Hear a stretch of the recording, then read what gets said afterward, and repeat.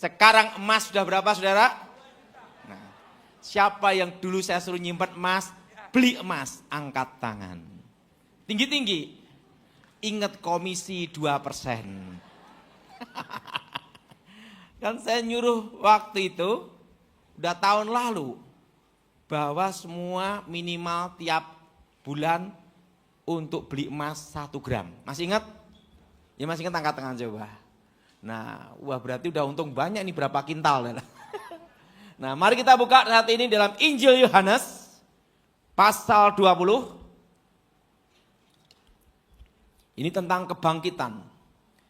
Injil Yohanes pasal 20 ayat 24 sampai dengan 29.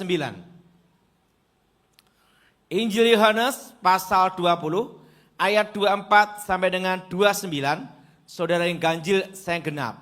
Tetapi Thomas, seorang dari ke-12 murid itu yang disebut Didimus, tidak ada bersama-sama mereka ketika Yesus datang ke situ.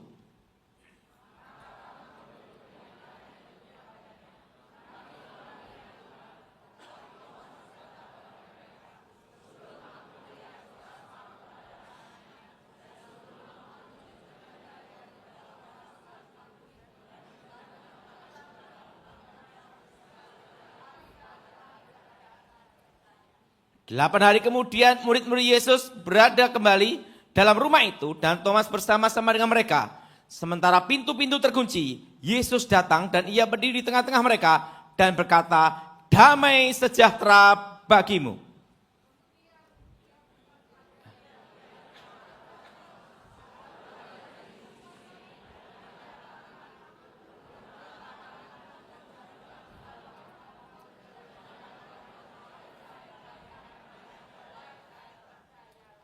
Thomas menjawab dia, "Ya Tuhanku dan Allahku."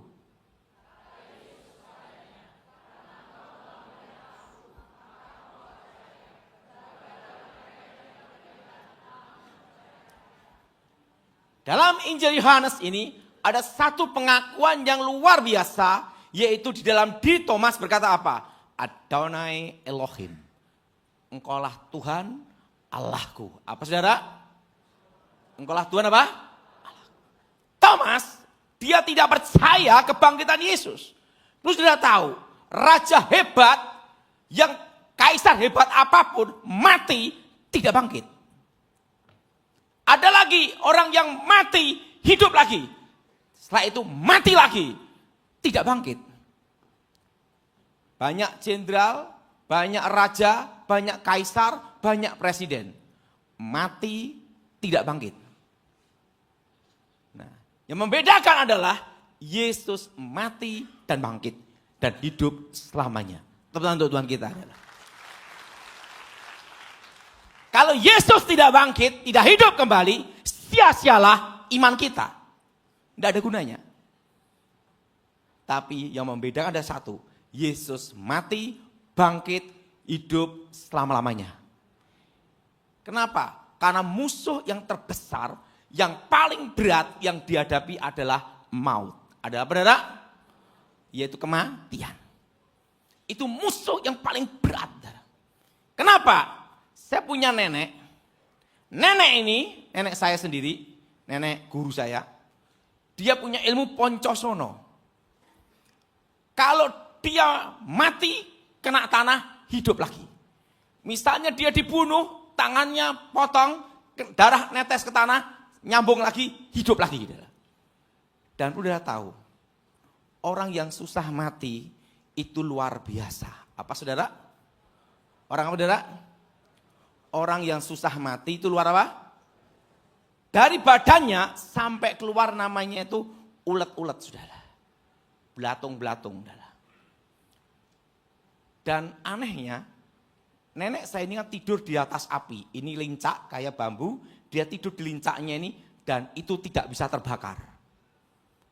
Ininya bambunya. Saking saktinya.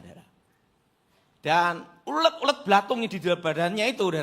Gerak-gerak gini. Itu pun juga kebal api juga. Tidak bisa mati. Saya ngelihat orang yang susah mati dalam hidup saya itu sekali itu. Dan nenek saya umurnya 100 tahun. Dan apa yang terjadi? Yang namanya daun kelor, galeh kelor, sampai mandi kelor, tetap tidak bisa mati. Saking saktinya. Suatu kali diambil inisiatif, ditusuk dengan pusaka keris yang terbuat dari batu meteor. Tusukkan, jelek. Kebal tetap. Tidak bisa mati juga. Akhirnya apa? Suatu kali saya bertobat. Nenek, maukah engkau percaya Yesus? Dia hanya berkata gini, aku hanya percaya yang bisa bikin aku mati, katanya. Sambil marah gitu. Saya ngomong, ada satu yang lebih hebat nenek, yaitu Yesus. Coba engkau ngomong sama Yesus untuk minta mati. Nenek saya ngomong gini, Yesus, kalau engkau sakti, matiin aku. Mati beneran. Dan sampai sekarang tidak bangkit. Suatu kali saya ditanya sama seseorang, nenekmu masuk surga atau tidak? Tidak tahu saya. Karena posisinya dia ngomong, Yesus kalau engkau sakti matiin saya. Mati beneran. Dan itu saya ngelihat di depan mata saya sendiri. Orang sehebat apapun mati tidak bangkit lagi. Dan nenek saya sudah dikubur dan tidak bangkit sampai sekarang. Nah, tapi Yesus dia mati hidup selama-lamanya.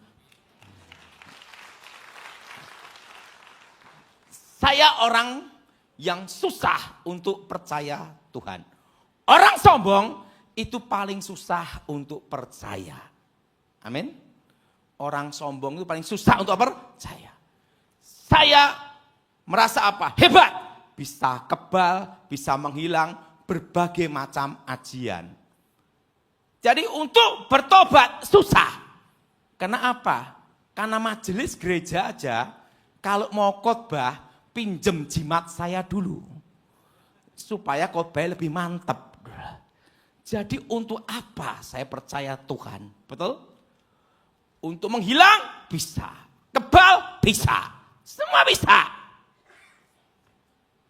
Tapi ingat, suatu kali saya kalah sama pendeta gemuk yang namanya Gilbert Lumendong. Dan di dalam waktu itu saya berkata, kalau aku kalah, aku ikut kamu. Dan dalam pertarungan itu saya kalah. Dan waktu saya kalah, disitulah saya mengakui, di atas langit adalah langit. Saya bertobat, saya percaya Yesus. Dan apa yang terjadi? Gilbert benar atau tidak, saya ikut Gilbert. Jadi agama saya adalah ikut Gilbert. Jadi Gilbert benar atau tidak, ikut Gilbert saya adalah. Karena saya kalah sama Gilbert adalah. Nah kalau saya kalah yang sama si A, ya ikut si A adalah. Dan saya ikut Gilbert 32 tahun. Tidak pernah digaji lagi. Tidak pernah diapa adalah? Tidak pernah digaji. Dan saya bukan pendeta. Saya terus terang bukan pendeta. Karena ada beban mental dalam hidup saya. Saya bukan pendeta. Dan apa yang terjadi? Gilbert benar atau salah, saya ikut Gilbert. Dan saya pelayanan di tempatnya Gilbert, boleh ditanya sama Gilbert. Tidak pernah ngambil PK. Ongkos pulang pergi bayar sendiri. Nginep cari sendiri. Selama 32 tahun. Kenapa? Karena saya kalah sama si gemuk. Itulah bayarannya. Dan apa yang terjadi? Waktu 1 tahun saya hilang ingatan. Saya ketemu Yesus sendiri. Dia berkata, akulah Alfa, akulah Omega. Akulah yang awal, akulah yang akhir. Itu tahun 93. Saya bertemu Yesus sendiri. Dengan mata saya terbuka. Dan dia tunjukkan lubang pakunya di sini. Makanya Thomas itu mirip saya. Kenapa? Ya Tuhan, ya Allahku. Adonai Elohim. Dan apa yang terjadi? Saya lihat ininya berkilauan. Dan lubang pakunya di sini dia tunjukkan, akulah Alfa, akulah Omega. Saya ketemu Yesus sendiri. Adonai Elohim. Nah, disitulah kekuatan saya musnah sampai sekarang. Disitulah saya mulai mengiring percaya Yesus. Tetapi kalau saya ditanya, agamamu apa? Ikut Gilbert. Kalau saya kalahnya sama Michael Gunawan, agamanya apa? Michael Gunawan. Karena saya hanya percaya dan komitmen untuk yang mengalahkan saya. Bahkan almarhum Ibu Ani Yudhoyono, Ibu Presiden, waktu itu berpesan kepada saya, Mas, aku titip untuk 2 anak saya. Mas AHY sama Mas Ibas. Karena kita kan disumpah sebagai pengawal presiden. Menjaga presiden dan keluarganya. Dan waktu itu sumpah saya hanya untuk keluarga presiden. Bukan kepada negara. Kepada apa? Keluarga apa? Presiden. Dan waktu itu saya berkata sama almarhum Ibu Ani, sama almarhum Pramono Edi, bahwa saya akan lakukan sumpah saya dalam kondisi apapun untuk menghantarkan Mas AHY dan Mas Ibas sampai ke atas dan tugas saya selesai. Langsung apa yang terjadi? Almarhum Ibu Ani ngomong, saya percaya sama Mas, pasti akan pegang sumpah ini sampai mati. Apa yang terjadi? Beliau meninggal, almarhum Edi Wibowo meninggal, almarhum Ibu Ani meninggal. Saya tetap menjaga Mas AHY dan Mas Ibas sampai sekarang. Kenapa? Kesetiaan dan kehormatan. Makanya saya ngomong sama Mas Ibas, saya tetap pengawal almarhum. Satu hal, saya belajar satu hal. Orang itu yang paling susah yang bertobat adalah orang yang sombong. Betul? Betul? Betul? Nah, saudara yang kasih dalam Tuhan, resesi ekonomi yang sebenarnya akan kita jalani, yaitu bulan 6 dan bulan 7. Dan semakin bulan semakin berat. Itu puncaknya itu di 2026. Puncaknya apa, saudara? Puncaknya tahun berapa, saudara? 2026. Semakin berat, semakin berat, semakin apa? Berat.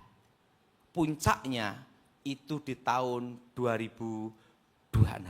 Udah paham di sini, saudara? Dan kita akan menjalani goncangan demi goncangan. Bukan hanya global aja, tetapi di Indonesia juga. Goncangan ekonomi. Apa, saudara? Nah, tapi ingat, saudara, Tuhan itu baik menunjuk Pak Presiden Prabowo jadi presiden. Kenapa? Karena yang sanggup untuk mengamankan dan mengambil keputusan yang tepat dalam kondisi seperti ini adalah militer. Apa, saudara? Militer. Nomor 1 apa? Aman dulu. Siapa yang setuju? Angkat tangan, saudara. Yang penting apa, saudara? Makanya, dan keamanan itu berhubungan dengan namanya perut. Ngomong sama sebelahnya, perutmu. Makanya sama Pak Prabowo ada namanya makan gratis bergizi. Betul? Artinya apa? Perut beres dulu. Ngomong sebelahnya, perutmu beres juga. Jelas? Nah, makanya kita harus berdoa mendukung program Pak Prabowo. Kenapa? Karena untuk keamanan itu berhubungan dengan perut. Nomor 1 itu. Dan kedua, kita mau tidak mau harus menjalani masa-masa yang berat ini. Dan bisnis yang bertahan adalah apa yang engkau alami, engkau fokuskan apa adanya. Jangan pakai bisnis baru, masih uji coba. Siapa yang setuju angkat tangan, saudara? Jelas? Untuk apa saudara? Bertahan. Dan waktu itu saya beritahu jangan utang bank. Dan ingat, pengganti emas adalah perak.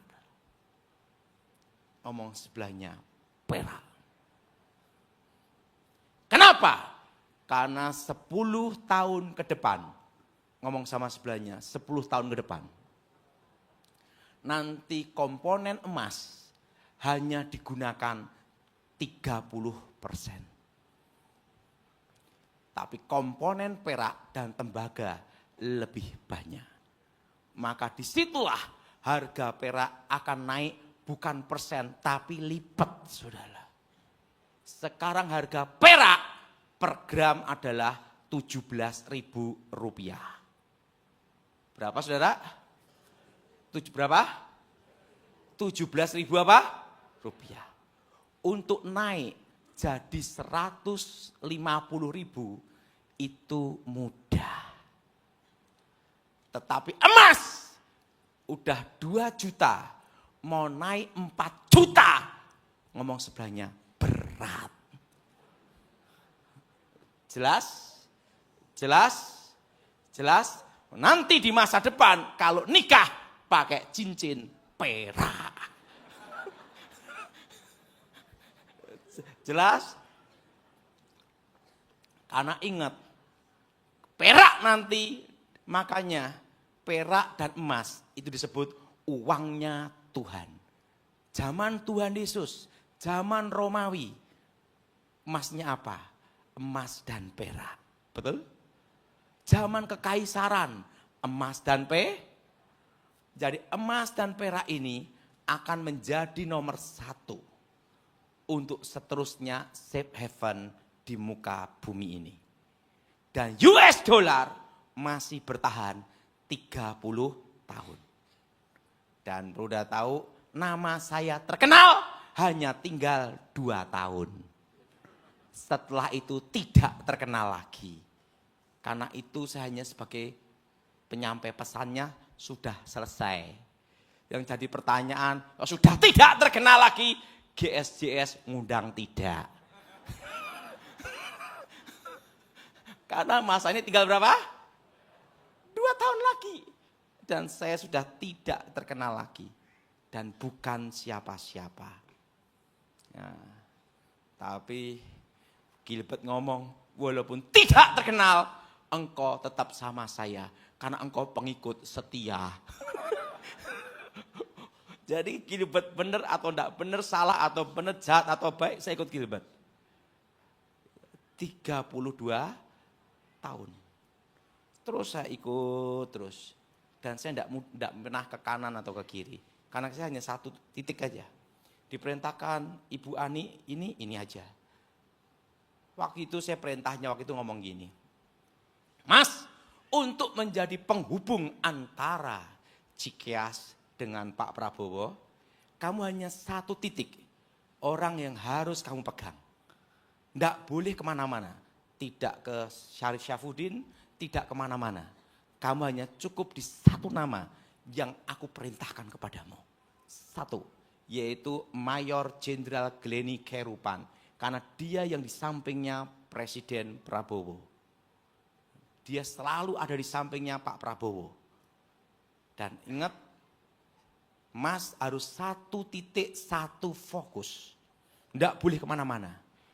Karena perintahnya demikian, saya hanya 1 titik, 1 fokus. Sampai 20 tahun, saudara. Baik-baikin dia. 20 tahun saya sama Gleni Kerupan. Saya tidak ke penasihat Gerindra yang macam-macam, enggak. Ke anggota partai, enggak. Perintahnya itu aja saya. Karena 1 aja susah, apalagi banyak. Betul, saudara? Betul? Membina 20 tahun itu susah, saudara. Betul? Dan itu saya hanya 1 titik. Dan apa yang terjadi? Jadi sampai sekarang. Nah, makanya pada waktu saya tuh masih Bas, langsung ke Mayor Jenderal Gleni Kerupan, Cikeas Gerindra untuk koalisi. Langsung koalisi dalam 3 hari selesai. Karena sudah dijalin sudah 20 tahun. Nah, saudara, jadi nanti kita mengalami masa yang berat. Apa saudara? Masa yang apa? Masa yang apa? Masa yang berat itu nanti adalah di bulan 6, bulan 7. Jadi saudara invest yang namanya perak. Peraknya antam. Siapa yang setuju angkat tangan saudara? Karena untuk beli emas udah 2 juta. Betul? Untuk naik 4 juta itu susah. Siapa yang setuju angkat tangan saudara? Tapi kalau perak dari 17.000 naik 30.000 itu mudah. Karena menyusulnya cepat. Tapi perak di sini bukan perak perhiasan, tapi batangan. Kurang aman untuk perak emas gigi. Jadi apa? Cadangan devisa. Dirimu sendiri. Perlu duit, copot gigi. Jadi perak nanti akan menyusul. Karena di masa depan, 10 tahun ke depan, perak ini akan banyak digunakan. Apa saudara? Perak ini apa saudara? Akan apa? Akan banyak apa? Akan digunakan. Perak ini akan banyak digunakan untuk komponen-komponen otomotif, setelah itu elektro, setelah itu alat-alat kesehatan. Untuk apa? Alternatif pengganti emas. Nah, saudara, makanya disebut uangnya Tuhan. Apa saudara? Jadi uangnya Tuhan itu apa? Perak dan emas. Coba waktu di Kisah Para Rasul. Emas dan perak tidak ada padaku. Tapi demi nama Yesus. Berdiri. Jelas saudara? Zaman dulu. Waktu pemotongan uang, yang lolos mereka yang punya barang, emas dan tanah. Betul? Harga properti ini akan stagnan bahkan turun, drop, itu sampai 2026. Jelas? Sampai berapa saudara? Sampai apa? 2000 apa? 26. Dan 2026 ini masa yang berat untuk kita semua. Saya setuju angkat tangan saudara. Tapi engkau bersama Tuhan. Tetapi di desa-desa tetap aman. Karena sudah dari dulu resesi. Jadi desa-desa tidak terpengaruh. Jelas? Yang berat itu di kota-kota. Saya masih ingat, mama saya meninggal. Jadi gini saudara, gereja GSJS ini tidak bisa saya lupakan seumur hidup saya. Kenapa? Suatu kali itu di tahun 2018. Itu di tahun berapa saudara? 2000 apa? 18. Di tahun 2018. Di tahun 2018. Di 2018. Waktu itu saya mau khotbah di GSJS. Nah, tiba-tiba ada suara, ayahmu kupanggil. Wah, enggak bisa kan, saya mau khotbah gitu saudara. Di GSJS sama di tempatnya kakak angkat saya di Graha Family. Rencana 2 kali gitu saudara. Rencana itu. Waktu itu saya ditelepon, ayah saya kolap, sakit jantung. Tuhan bicara, jam ini hari ini kupanggil dan meninggal. Waktu meninggal, waktu penguburan, ada mama saya waktu itu. Tuhan bicara sama mama saya, jelas sekali. tepat 7 tahun engkau kupanggil. Apa saudara? Tepat 7 tahun engkau apa? Kupanggil. Itu kira-kira tahun 2018. Dan apa yang terjadi? Waktu kubur, mama saya itu semangat melayani. Maka saya beritahu, mati itu ada jadwalnya, itu benar saudara. Apa yang terjadi? Dia kan suka naik sepeda dan lainnya. Mama saya ini cerewet sekali, saudara. Mantune mumet. Nah, mumet. Akhirnya saya ambil suatu kebijakan, suatu keputusan. Supaya dia ada kesibukan. Dia kan suka namanya bangun rumah. Suka apa, saudara? Bangun apa? Bangun apa? Bangun rumah. Tak kasih tukang 3 atau 4 aja, biar dia bangun rumah terus. Jadi kalau marah-marah, biar sama tukang. Lah, kalau mantunya dimarah-marah dia, mantunya gini. Begitu dia keluar, kita suaminya gantian, saudara. Ya mumet saya, betul saudara? Maka ingat saudara yang punya mertua seperti itu, ini alternatifnya. Saudara. Tak kasih kerjaan dia di bangunan. Wah, kalau bangunnya udah selesai, mumet juga saya. Harus dibangun di mana lagi kan gitu dah. Makanya saya beli tanah terus itu untuk supaya dia bangun terus saudara. Dan kalau udah bangun dia, wah Daud, mamamu ini paling berjasa. Aku bangunkan rumah-rumah untuk kamu. Dalam hatiku, aku dia nyesel senep. Loh kenapa? Enggak mau bangun terus ya saudara. Dari pabrik, dari bengkel, dari ruko, dari rumah, bangun terus saudara. Jadi kira-kira itu saya bangun rumah itu udah 30 tahun saudara. Tapi tukangnya 4 cok saudara. Jadi 30 tahun saya itu penuh pengorbanan. Bangun terus. Makanya rumah saya itu banyak yang kosong itu ya gara-gara mama saya itu saudara. Karena apa? Biar dia bangun terus saudara. Nah, mantunya semua senang dengan cara saya. Tiba-tiba dia sakit Parkinson. Komplikasi. Udah komplikasi tahun 2021 Corona Delta. Apa saudara? Corona apa? Corona apa? Corona Delta. Dia yang diprediksi mati duluan. Udah Parkinson, udah gula, super komplit. Onderdil harus turun. Apa yang terjadi? Kan Tuhan bicara, 7 tahun kau baru ku panggil. Dia dimasukkan ruang isolasi, kanan kiri mati semua. Hanya dia yang tetap hidup.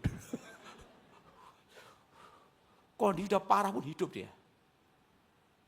Lolos corona 2022-2023. Dan Tuhan bicara 2018 ngomong gini, engkaulah yang akan menutup matanya dia. Jadi artinya saya yang akan menutup matanya ibu saya. Apa yang terjadi? Tiba-tiba dia sakit. Just drop. Tapi keluarga tahu 7 tahun. Apa saudara? Jadi saya itu sudah merasakan rasa berkabung itu 7 tahun.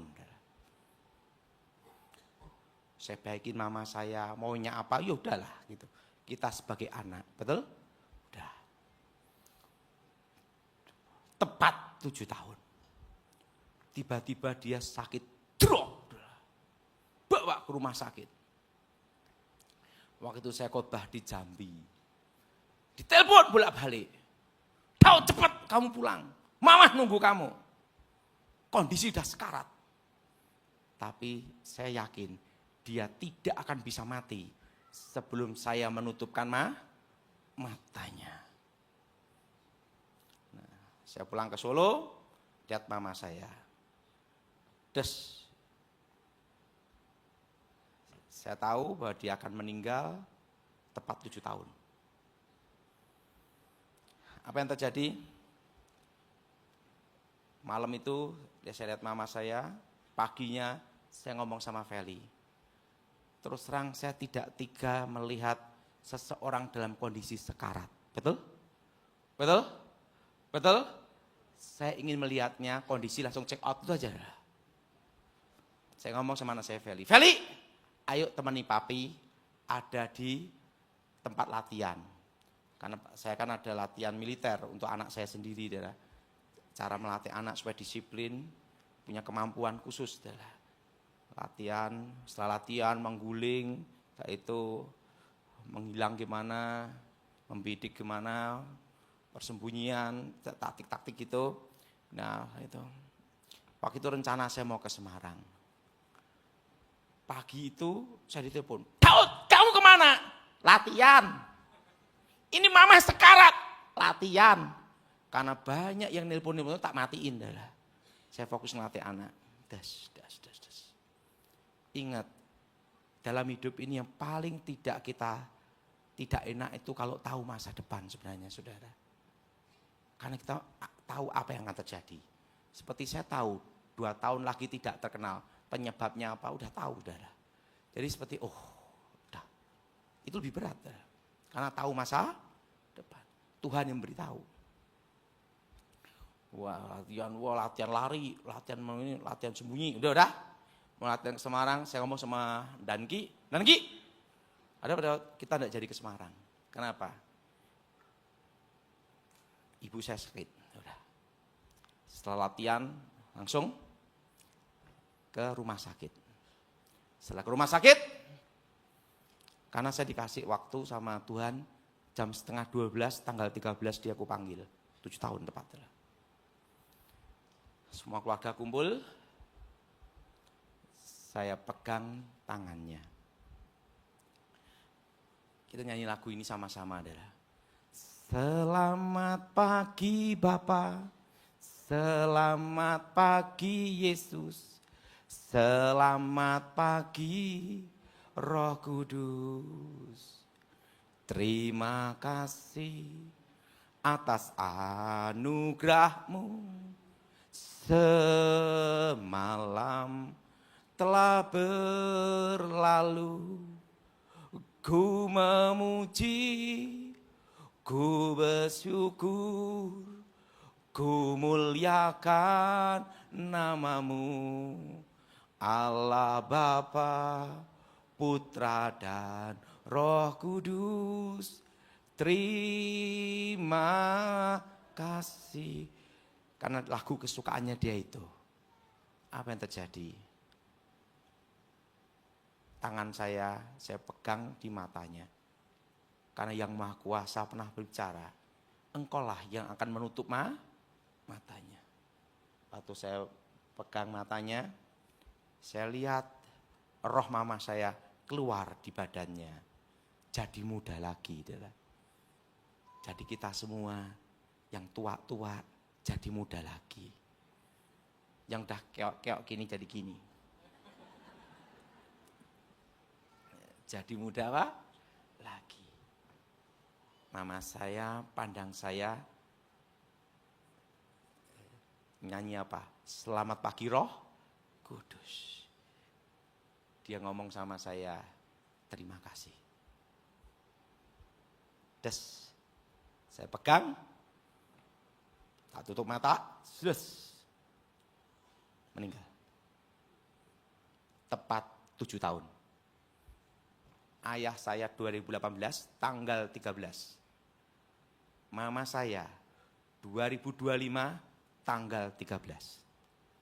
Selisihnya 1 bulan. Dan ingat, seperti pesan Yang Maha Kuasa, tepat 7 tahun. Dan saya masih ingat, selama 7 tahun itu, hari-hari yang harus saya berikan yang terbaik untuk dia. Jadi saya bergabung selama berapa tahun? 7 tahun.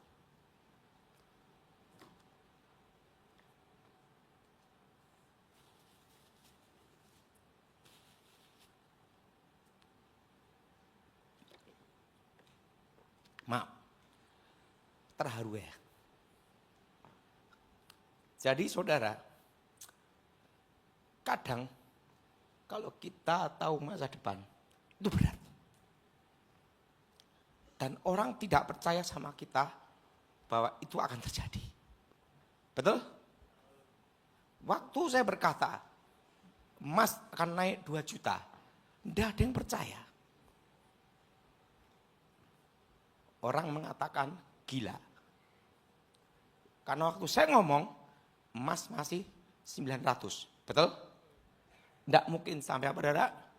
2 juta. Waktu saya berkata,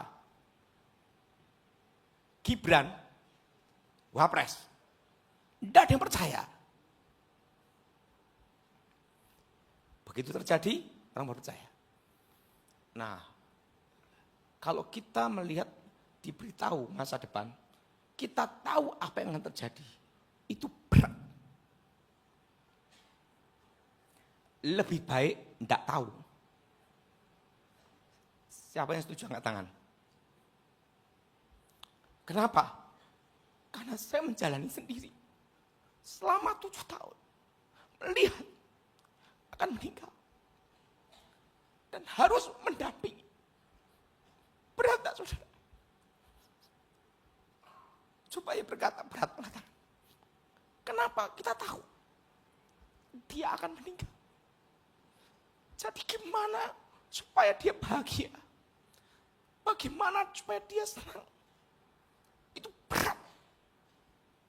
Dan saya sudah tahu bahwa tahun depan itu lebih berat daripada tahun ini. Ngomong sama sebelahnya, tahun depan lebih berat. Ya, pada waktu saya melihat masa depan, diberitahu, tahun depan lebih berat. Itu bukannya saya happy loh saudara, yo mumet saudara. Karena kita akan tahu masa yang berat. Betul? Betul? Dan pada waktu saya dikasih tahu, ekonomi berhenti. Bukannya saya senang, bingung juga bagaimana saya bertahan. Itulah. Dan jangan utang bank, itu pun juga berat. Bagaimana saya tidak utang, kan gitu. Nah itu masa yang berat. Saya kan dampingi mama saya 7 tahun. Saya berusaha baikin dia. Dia pengen apa, saya lakukan. Nah kadang itu saudara ya, nanti waktu perak nanti, begitu naik 30.000, saudara semua siap-siap. Pada waktu emas ini 2 juta, itu menuju arah hiperinflasi. Belum hiperinflasi, tapi arah.